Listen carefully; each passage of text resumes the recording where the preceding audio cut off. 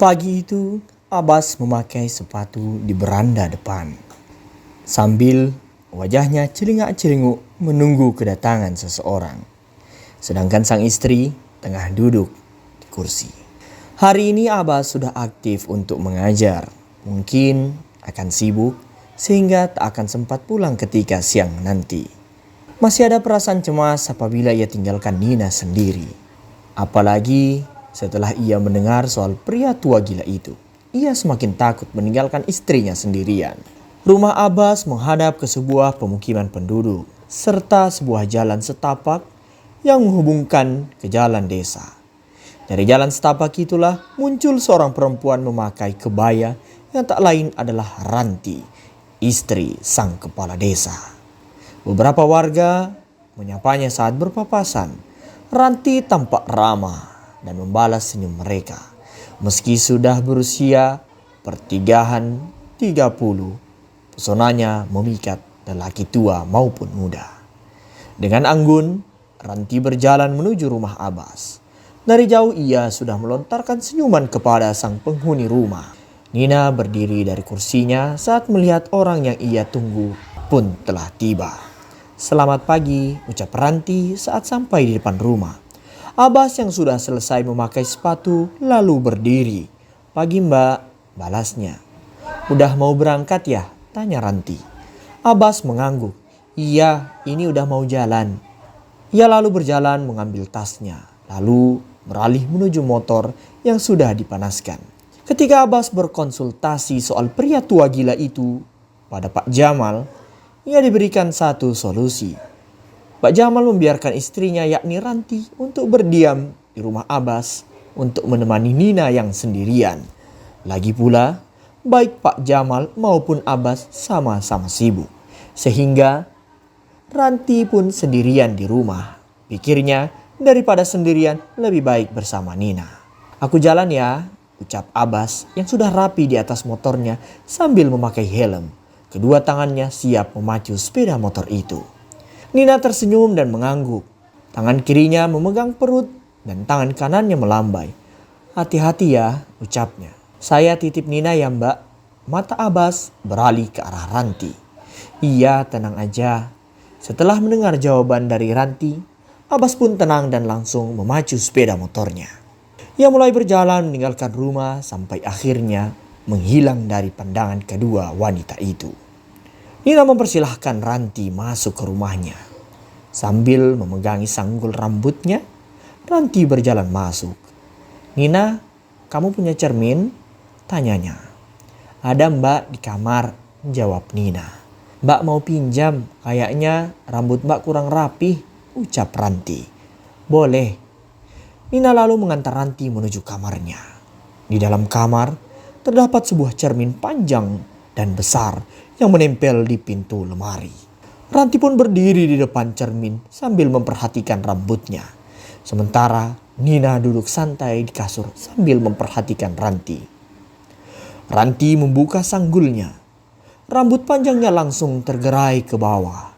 Nina sedikit kaget saat melihat rambut Ranti yang panjang dan indah. Begitu lurus dan hitam. Panjang rambutnya melebihi pinggang, hampir menutupi bokongnya yang dibalut kain batik. Ia mengeluarkan sisir dan mulai menyisir rambutnya perlahan demi perlahan. "Mbak, rambutnya bagus banget deh," puji Nina sambil menatapnya dengan kagum. Ranti pun tertawa kecil. "Masa sih? Biasa aja ah, emang dari dulu begini," jawabnya. "Ajarin dong cara merawat rambut. Kadang rambutku rontok, 1 helai, 2 helai," kata Nina. "Merawat? Banyak-banyak dicuci aja. Gak ada yang spesial kok," balas Ranti. Nina sedikit berpikir. Mungkin memang bawaan lahir ya punya rambut begitu bagus. "Ya bisa jadi," kata Ranti dengan singkat. Keduanya lalu saling berbincang di dalam kamar. Nina turut membantu Ranti menyisir bagian rambutnya yang tidak bisa ia gapai. Setelah selesai, barulah ia rapikan rambutnya kembali membentuk sebuah sanggul yang rapi. "Mbak mau minum?" tanya Nina sambil menawarkan. "Boleh," jawab Ranti. "Minum apa?" "Apa saja." Nina langsung berjalan keluar untuk membuat minuman di dapur. Sementara Nina pergi, Ranti berjalan ke salah satu kamar. Ia lalu membuka jendela sehingga sinar matahari masuk menerangi kamar itu. Matanya menghadap langsung ke arah pohon beringin besar itu. Matanya menatap datar pohon tersebut.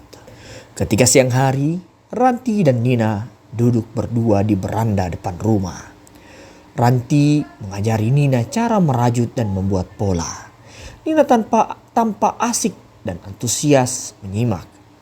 Merajut memanglah hobi Ranti sejak dulu. Dengan lihai tangannya bergerak membuat pola-pola dan gambar menggunakan benang wol berwarna-warni. Hingga di tengah suasana yang tenang itu, si pria tua gila yaitu kakek Adi tiba-tiba datang. Nina yang melihatnya lebih dulu langsung ketakutan. Wajahnya berubah. Pria tua itu berjalan menuju ke rumahnya dengan wajah merah. Pria tua itu berjalan ke rumahnya dengan wajah marah. Mbak, itu dia orangnya. Duh, ngapain lagi dia kesini? Ujar Nina dengan ketakutan. Melihat itu, Ranti juga menjadi takut. Keduanya lalu berdiri saling berdekatan. Nina memegang erat tangan Ranti. Wanita itu takut, tapi ia berlagak berani supaya Nina bisa tenang. Dasar bajingan kamu, wanita kurang ajar, bentak kakek Adi kepada Ranti, membuatnya semakin ketakutan. Apa-apaan ini? Jangan berani-beraninya masuk ya, aku laporin kamu ke Mas Jamal. Ancam Ranti sambil mundur perlahan. Tangannya gemetar ketakutan. Jangan pura-pura dasar wanita iblis. Kakek Adi mengabaikan ancamannya. Ia naik ke dalam rubanah rumah tanpa ragu dan terus mendekat ke arah kedua wanita itu. Sini kamu, sini. Pria tua itu langsung menarik tangan Ranti dengan kasar. Mbak, Nina panik dan berusaha menahan badan Ranti dari tarikan orang itu. Tapi apa daya, tenaga kakek Adi lebih kuat sampai Ranti terjatuh ke lantai. Aduh, Ranti jatuh dengan terduduk. Matanya pun berkaca-kaca. Lalu dengan begitu kasar, pria kakek Adi langsung mengacak-acak sanggul rambut Ranti. Wanita itu berusaha melawan, tapi ia tak sekuat tenaga laki-laki. Tolong, Nina berteriak sekuat tenaga, berharap seseorang datang dan menghentikan pria tua ini. Sementara rambut Ranti terus diacak-acak, ia hanya melawan sebisanya saja. Teriakan Nina tidak sia-sia. Beberapa warga keluar dari rumah. Lalu muncul juga sekelompok warga dari arah sawah. Kebanyakan mereka adalah para petani yang sedang beristirahat siang. Melihat pria tua itu menganiaya Ranti, warga segera mendekat. Woi, berhenti. Semuanya langsung berburu-buru menarik pria tua itu. Sempat memberontak, tapi para warga bekerja sama menahannya dan menariknya menjauh dari Ranti. Nina langsung duduk di lantai dan melihat keadaan istri kepala desa itu. Ranti tampak berantakan. Rambutnya yang sudah rapi diacak-acak. Ia menangis dan menyembunyikan wajahnya dari balik rambut tebal yang jatuh ke depan. Pelan-pelan Nina menyingkirkan rambut itu untuk melihat wajahnya. Mbak, gak apa-apa kan? Gak ada yang sakit kan? Tanya Nina dengan wajah cemas. Akan tetapi Ranti tetap menangis dan tak menjawab. Dua orang warga lalu mendekati mereka berdua. Ayo mbak, bangun, gak apa-apa kan? Seorang perempuan membantu Ranti berdiri lalu mengantarnya masuk ke dalam rumah. Bahkan salah satu dari mereka membuat minuman untuk Ranti. Sebelum masuk ke dalam rumah, Nina berhenti dan melihat ke arah kakek Adi sambil memegangi perut buncitnya. Si pria tua itu tengah memberontak dari pegangan warga. Para warga tak mau main kasar karena menyadari pelakunya adalah orang yang sudah tua. Salah satu orang tua yang sudah mereka kenal sejak lama. Mereka hanya bisa menahan sekuat tenaga dan menyadarkannya dari emosi. Jangan percaya dia wanita bajingan, iblis, teriak kakek Adi kepada Nina. Tetapi Nina mengabaikannya. Dengan wajah sinis, ia langsung berjalan masuk ke dalam rumahnya untuk menyusul Ranti.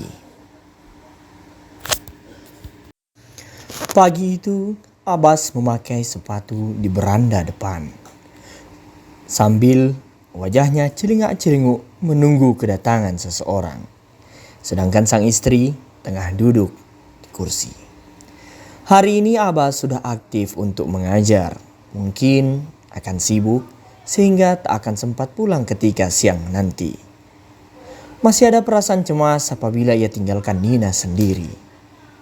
Apalagi setelah ia mendengar soal pria tua gila itu. Ia semakin takut meninggalkan istrinya sendirian. Rumah Abbas menghadap ke sebuah pemukiman penduduk serta sebuah jalan setapak yang menghubungkan ke jalan desa. Dari jalan setapak itulah muncul seorang perempuan memakai kebaya yang tak lain adalah Ranti, istri sang kepala desa. Beberapa warga menyapanya saat berpapasan. Ranti tampak ramah dan membalas senyum mereka. Meski sudah berusia pertigaan 30, pesonanya memikat lelaki tua maupun muda. Dengan anggun, Ranti berjalan menuju rumah Abbas. Dari jauh ia sudah melontarkan senyuman kepada sang penghuni rumah. Nina berdiri dari kursinya saat melihat orang yang ia tunggu pun telah tiba. "Selamat pagi," ucap Ranti saat sampai di depan rumah. Abbas yang sudah selesai memakai sepatu lalu berdiri. "Pagi Mbak," balasnya. "Udah mau berangkat ya?" tanya Ranti. Abbas mengangguk. "Iya, ini udah mau jalan." Ia lalu berjalan mengambil tasnya, lalu beralih menuju motor yang sudah dipanaskan. Ketika Abbas berkonsultasi soal pria tua gila itu pada Pak Jamal, ia diberikan satu solusi. Pak Jamal membiarkan istrinya yakni Ranti untuk berdiam di rumah Abbas untuk menemani Nina yang sendirian. Lagi pula, baik Pak Jamal maupun Abbas sama-sama sibuk. Sehingga Ranti pun sendirian di rumah. Pikirnya, daripada sendirian lebih baik bersama Nina. "Aku jalan ya," ucap Abbas yang sudah rapi di atas motornya sambil memakai helm. Kedua tangannya siap memacu sepeda motor itu. Nina tersenyum dan mengangguk. Tangan kirinya memegang perut dan tangan kanannya melambai. "Hati-hati ya," ucapnya. "Saya titip Nina ya Mbak." Mata Abbas beralih ke arah Ranti. "Iya, tenang aja." Setelah mendengar jawaban dari Ranti, Abbas pun tenang dan langsung memacu sepeda motornya. Ia mulai berjalan meninggalkan rumah sampai akhirnya menghilang dari pandangan kedua wanita itu. Nina mempersilahkan Ranti masuk ke rumahnya. Sambil memegangi sanggul rambutnya, Ranti berjalan masuk. "Nina, kamu punya cermin?" tanyanya. "Ada Mbak di kamar," jawab Nina. "Mbak mau pinjam, kayaknya rambut Mbak kurang rapi," ucap Ranti. "Boleh."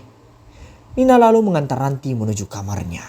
Di dalam kamar terdapat sebuah cermin panjang dan besar yang menempel di pintu lemari. Ranti pun berdiri di depan cermin sambil memperhatikan rambutnya.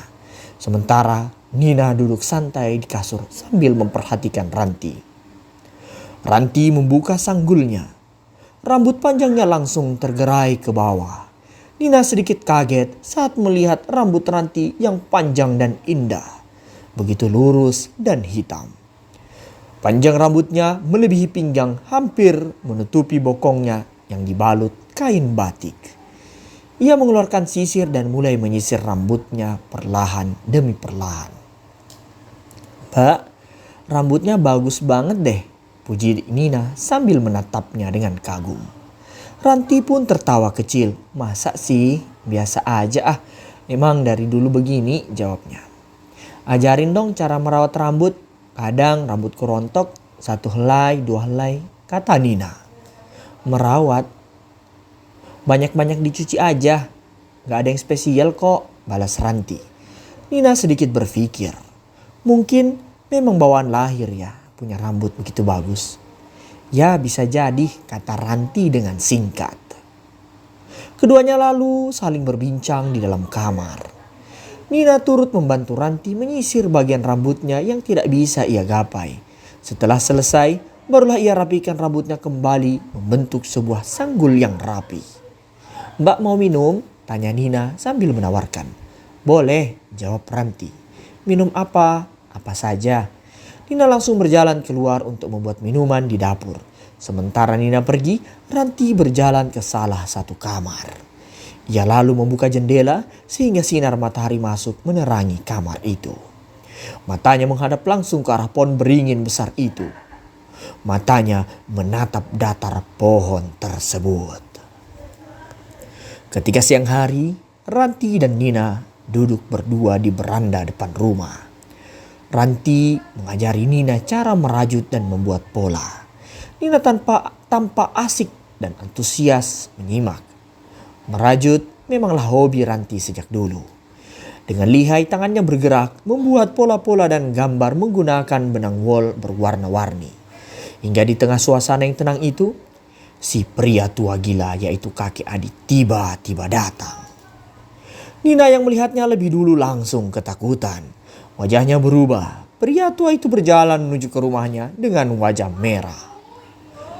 Pria tua itu berjalan ke rumahnya dengan wajah marah. Mbak, itu dia orangnya. Duh, ngapain lagi dia kesini? Ujar Nina dengan ketakutan. Melihat itu, Ranti juga menjadi takut. Keduanya lalu berdiri saling berdekatan. Nina memegang erat tangan Ranti. Wanita itu takut, tapi ia berlagak berani supaya Nina bisa tenang. Dasar bajingan kamu, wanita kurang ajar, bentak kakek Adi kepada Ranti, membuatnya semakin ketakutan. Apa-apaan ini? Jangan berani-beraninya masuk ya, aku laporin kamu ke Mas Jamal. Ancam Ranti sambil mundur perlahan. Tangannya gemetar ketakutan. Jangan pura-pura dasar wanita iblis. Kakek Adi mengabaikan ancamannya. Ia naik ke dalam rubanah rumah tanpa ragu dan terus mendekat ke arah kedua wanita itu. Sini kamu, sini. Pria tua itu langsung menarik tangan Ranti dengan kasar. Mbak, Nina panik dan berusaha menahan badan Ranti dari tarikan orang itu. Tapi apa daya, tenaga kakek Adi lebih kuat sampai Ranti terjatuh ke lantai. Aduh, Ranti jatuh dengan terduduk. Matanya pun berkaca-kaca. Lalu dengan begitu kasar, pria kakek Adi langsung mengacak-acak sanggul rambut Ranti. Wanita itu berusaha melawan, tapi ia tak sekuat tenaga laki-laki. Tolong, tolong.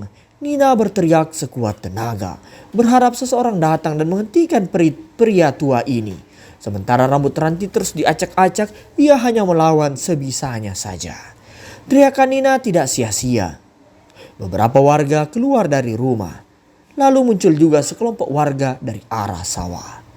Kebanyakan mereka adalah para petani yang sedang beristirahat siang. Melihat pria tua itu menganiaya Ranti, warga segera mendekat. Woi, berhenti. Semuanya langsung berburu-buru menarik pria tua itu. Sempat memberontak, tapi para warga bekerja sama menahannya dan menariknya menjauh dari Ranti. Nina langsung duduk di lantai dan melihat keadaan istri kepala desa itu.